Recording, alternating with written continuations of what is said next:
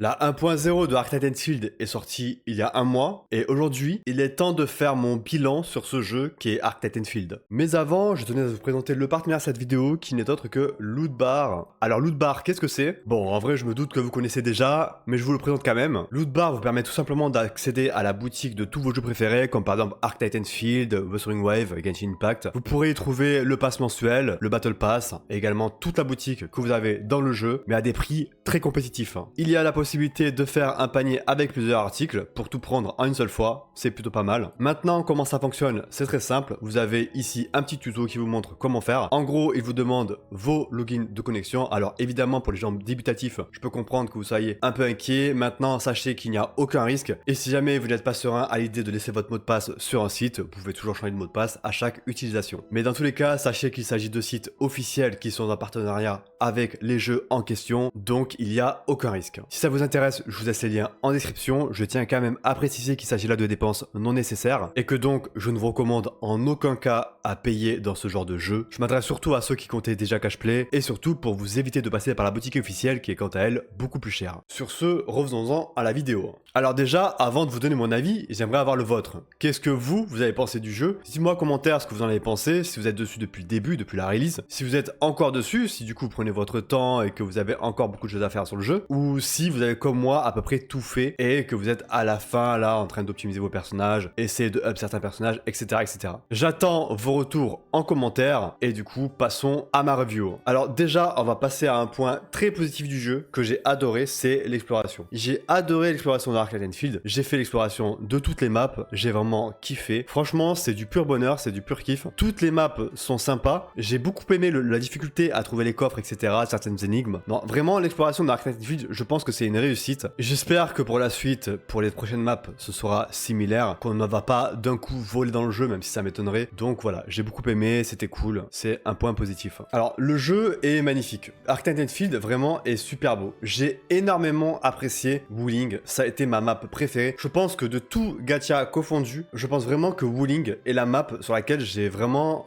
pris le plus de plaisir visuellement. Je sais pas, la faune et la flore est magnifique, j'aime beaucoup cette map en tout cas, donc vraiment un pur kiff. A contrario, à contrario les gars, Valley 4, j'ai détesté. En fait, pour moi, Valley 4, c'est de l'urbanisme, c'est des bidonvilles et c'est de la technologie à foison. C'est horrible. Vraiment, les maps de Valley 4, les gars, j'ai trouvé ça catastrophique. Je vous passe le pire, je pense pour moi, c'est Carrière d'Aburey, avec l'espèce de grosse grue au milieu. Non, vraiment, ça m'a ça m'a dégoûté. J'ai pas du tout aimé l'exploration sur Valley 4. Enfin, j'ai aimé l'explo, faire les coffres, tout ça, mais j'ai pas aimé visiter les zones. Genre, je me suis pas dit, putain, waouh, trop beau la grue, banger, waouh, le bâtiment là, incroyable. Non, non, j'ai vraiment détesté la map, j'ai trouvé ça horrible. Alors après, map horrible ne veut pas forcément dire jeu horrible, hein, parce que dans Nier Automata, ça ressemble énormément à Valley 4, beaucoup de zones y ressemblent. Donc, et Nier Automata, c'était un très bon jeu que j'ai adoré, que j'ai... Mon meilleur jeu, je pense, solo, que j'ai le plus kiffé. Mais voilà, c'est juste que la map, voilà, je l'ai trouvé très moche, horrible. J'ai pas kiffé mon moment là-bas, quoi. Alors, un point où je suis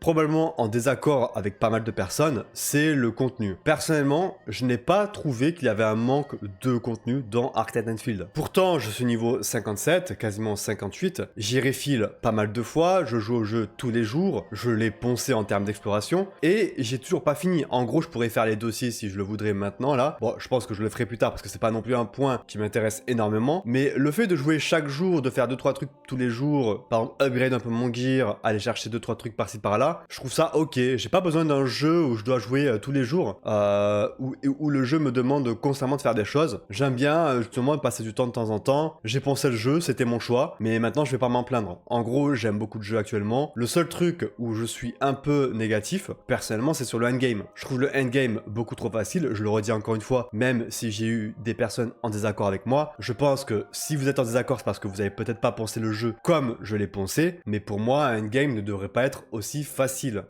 et je pense pas être le seul à avoir ce ressenti là. Mais en termes de contenu en lui-même, j'ai pas eu de soucis à me dire aujourd'hui j'ai rien à faire, putain je suis dégoûté. Non, au contraire, j'ai plutôt apprécié le fait de pouvoir me connecter, d'essayer d'upgrade mon gear de temps en temps, de faire mes cotis et ensuite de déco. J'ai pas besoin d'un jeu où je joue 24 heures sur 24, sachant que c'est un gacha et qu'à côté on sait très bien qu'on joue probablement à d'autres gachas derrière. Ah oui, et pourquoi je me plains éventuellement sur le endgame, c'est parce que ils ont fait le choix de faire deux parties. On a un mode normal normal où vous pouvez avoir les Euroberyl, donc les invocations, et on a un mode agonie qui offre juste quelques récompenses globales, mais pas d'Euroberyl. Et donc, théoriquement, on devrait se dire, ce mode-là sera pour les gens qui vont passer énormément de temps dans le jeu, et pas forcément pour ceux qui veulent juste jouer chill à invoquer les personnages. Moi, j'aimerais avoir un mode beaucoup plus difficile, parce que s'ils nous font un mode agonie, c'est qu'ils peuvent en faire un autre derrière beaucoup plus dur. Donc, j'espère qu'à l'avenir, on aura peut-être un troisième mode pour les gens, et je précise bien pour les gens qui souhaitent tryhard. Si vous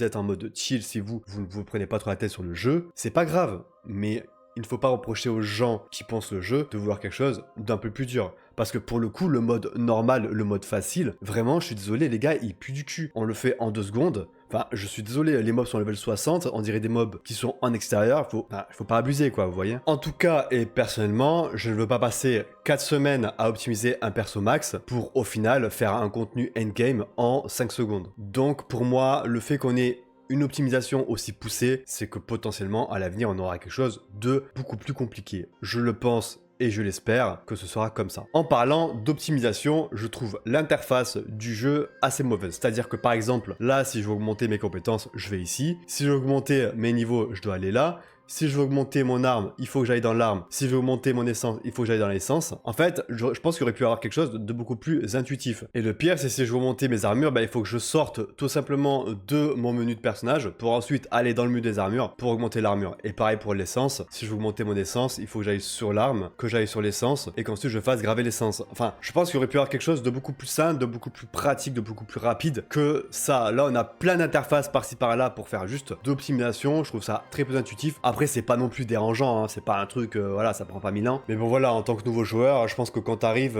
à mon avis, tu galères un peu à trouver un petit peu toutes les optimisations à faire. Il y en a tellement que ça devient un peu bizarre. En parlant d'optimisation, je le dis et je le redis, il y a un problème. Pour beaucoup de gens, c'est pas un problème dans le sens où on peut clear le jeu sans faire tout ça. Je suis tout à fait d'accord. Maintenant, si moi, aujourd'hui, avoir une arme level 20, c'est plus optique que de la monter level 90 parce que ça coûte trop cher, je trouve que c'est un problème déjà. Je peux pas avoir une arme level 20 parce que j'ai juste besoin de la cure, alors que je pourrais la monter 80. Mais pourquoi je la laisse level 20? Parce que ça coûte trop cher. C'est pareil pour les niveaux, on est souvent au niveau 80 et pas 90. C'est pareil pour les compétences, généralement on monte juste les compétences utiles et toutes les autres elles sont à 0. Je sais que dans beaucoup de gachas, c'est normal d'avoir quelques compétences montées et les autres un peu moins, mais là dans Arc Titanfall c'est complètement genre, il y a des compétences que vous montez pas du tout. Parce que dans ce jeu, c'est beaucoup trop cher de monter chaque spell, chaque niveau, chaque arme, c'est énormément d'argent, ça demande énormément d'investissement et donc moi je trouve ça dérangeant aujourd'hui que dans un gacha, tu ne puisses pas jouer tous les personnages que tu veux parce que c'est trop cher. Moi par exemple, Akekuri, enfin Fluoride par exemple, je peux pas la monter, Ember je peux pas la monter, Tien Qianyu je peux pas la monter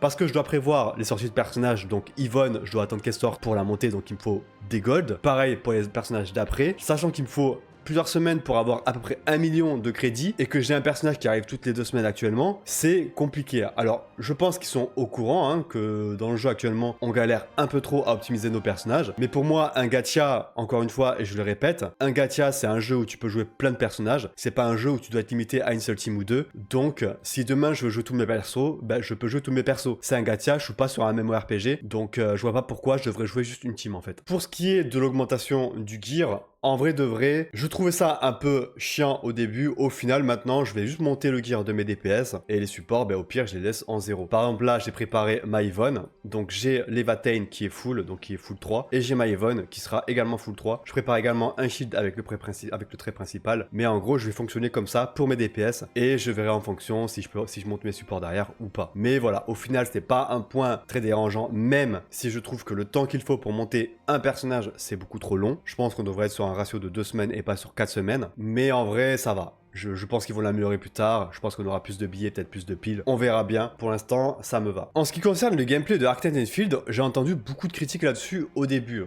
Au final, personnellement, j'ai plutôt apprécié le gameplay. Ça ne me dérange pas. J'aime bien le délire de la synergie avec les supports. Les supports sont essentiels pour faire énormément de dégâts avec tes DPS. On a un sub DPS qui est plutôt pas mal. On joue pas forcément tous les persos, mais ils sont tout le temps sur le terrain. Donc j'apprécie aussi. Donc en vrai, personnellement, je trouve le gameplay de Arc Titanfall, ok, je vais pas m'en plaindre. Je l'apprécie tel comme il est. Et je vais pas dire qu'il a besoin d'amélioration. Après, ça, c'est goût personnel. Mais moi, c'est vrai que j'aime bien les trucs avec des compétences abusives en termes d'animation, des trucs de fou et tout. Donc j'espère aussi que plus tard on aura des personnages qui seront un peu plus regarde-moi quoi, mais pour l'instant ça me va quoi. La quête d'histoire, les cinématiques, les vidéos, c'est cool, j'aime beaucoup, les animations sont fun, chaque interaction avec les personnages sont plutôt agréables, donc de ce côté-là, même si j'ai pas du tout suivi la quête principale, je pense que c'est un point positif, je pense que le jeu se débrouille très bien, donc bah j'ai rien à dire dessus quoi. Alors, en ce qui concerne les invocations, le farm des Eurobérils, etc. Personnellement, en tant que low spender, je vais pas me plaindre, je trouve que je suis bien servi, je mange bien. Maintenant, pour un free-to-play, je peux comprendre que peut-être à l'avenir sera compliqué. Dites-moi encore une fois ce que vous en pensez dans les commentaires, vous, en tant que free-to-play, où est-ce que vous en êtes, est-ce que vous avez de la luck ou pas, mais moi, personnellement, je trouve que le jeu est plutôt ok.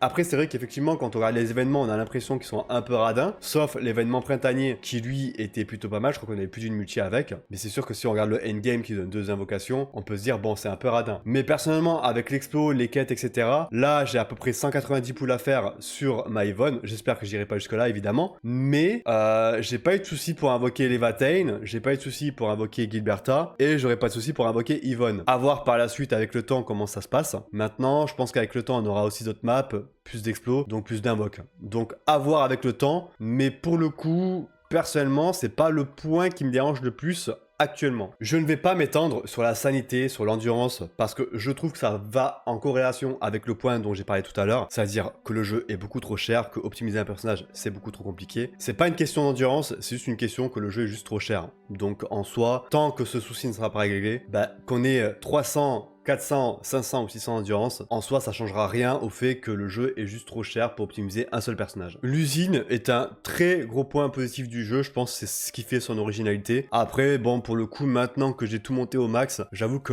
je la touche plus du tout, donc je pense que c'est un bon point. Je pense qu'à chaque mage ce sera un truc qui sera intéressant à mettre en place, à découvrir, mais je pense aussi que du coup au bout d'un moment on fera plus rien dessus, parce que bah juste on n'a plus rien à faire quoi. Et pour finir, le Dijiang, notre vaisseau. Est-ce qu'il est si utile que ça? Bah en vrai de vrai, il est utile que pour les billets, je trouve. Pour le reste, c'est assez dérisoire. Pour l'XP, c'est dérisoire. Pour le farm des champignons encore, c'est plutôt ok. L'XP, je trouve vraiment ça faible. Je pense que ça devrait être amélioré. Mais après, en soi, moi, j'utilise vraiment juste pour la vente, du coup, au shop, le terminal de mes amis, pour exposer mes médailles, mes trucs et tout. Mais en soi, pour le moment, c'est pas non plus le truc que j'utilise souvent. C'est pas une feature dont je fais vraiment attention. Mais c'est toujours sympa d'avoir un petit truc en plus. Donc, c'est un point positif, mais sans plus, quoi. C'est pas non plus le truc le plus impactant que j'ai eu sur le jeu, quoi. Après, attention, parce qu'il y a une zone ici dont nous n'avons pas encore accès et où mes PNJ vont. Ils y vont, les PNJ, je sais pas ce qu'ils font. Mais en gros, ici, on a une zone qui sera certainement débloquée avec d'autres mages, je pense, hein, parce qu'il y a une sorte de mur rouge qui nous empêche d'y aller. Mais vu ce que je vois là, avec des espèces de zones, peut-être, potentiellement d'autres maps, on aura peut-être d'autres choses, ce qui voudrait dire qu'on aurait encore du contenu avec le vaisseau et donc peut-être plus de contenu aussi sur le jeu. Donc, à voir à l'avenir, c'est sûr qu'il y aura d'autres trucs dessus, mais pour l'instant, à surveiller. Et pour finir, ma note globale sur Arcade Field, eh ben, en gros, c'est un super jeu, c'est un très très bon jeu. J'ai beaucoup apprécié et j'apprécie encore mon expérience dessus. Ça me dérange pas de pas jouer tout le temps, constamment, 24h sur 24. J'aurais aimé